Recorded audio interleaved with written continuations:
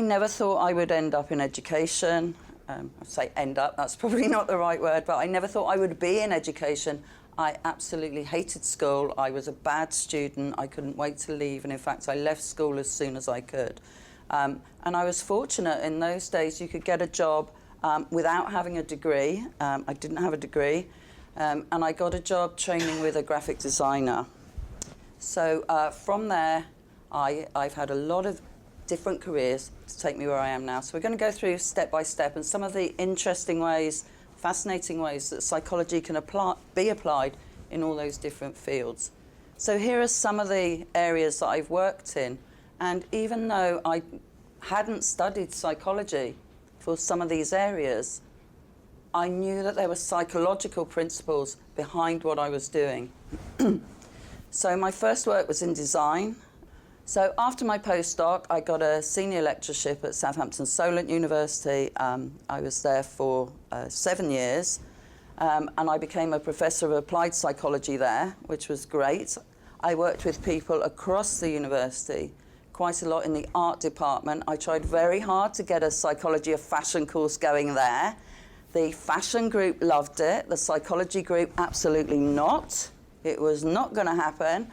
They were very protective of psychology, that it would not work with the fashion. And so it didn't happen. But I worked with people in fashion. I worked with people in art.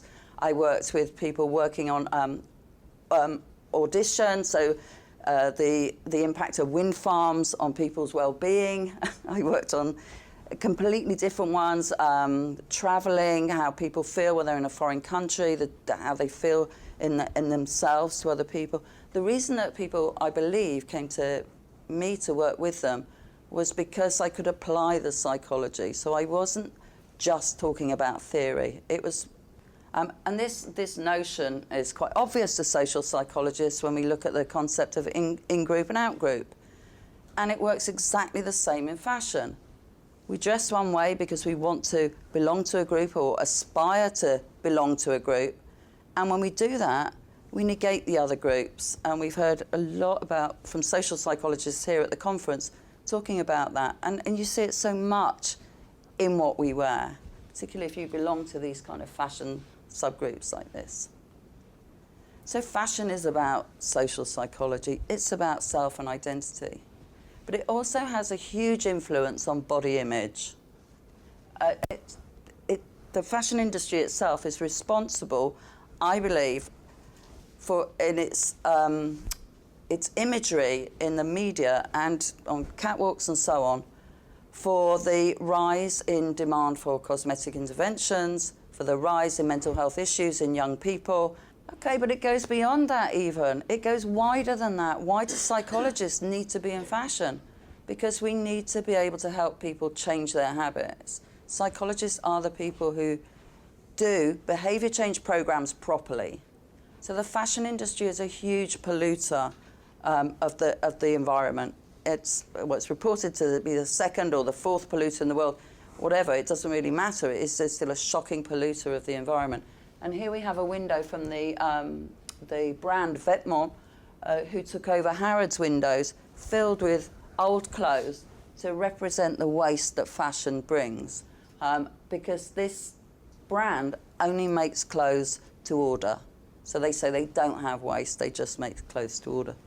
Despite the fact you might pay £600 for a T-shirt from Vetements, they just make them to order. So they say they don't have waste.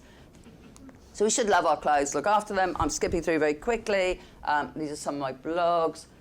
Particularly keen that people understand I'm not a fashion psychologist. I really am not a fashion psychologist. I'm a psychologist working in fashion. Okay, so I know it's a bit of a mouthful, but it's worth it to me because there are a lot of people who describe themselves as fashion psychologists who have no psychology training, to be aware. Quick. Oh, this one you're probably familiar with.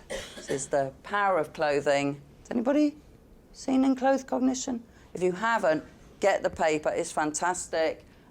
Very quickly, just do this really, really quickly. The researchers gave their participants half wore a lab coat described as a doctor's coat, half the participants wore the same lab coat, described as a painter's coat. Then they gave them a sustained attention and test.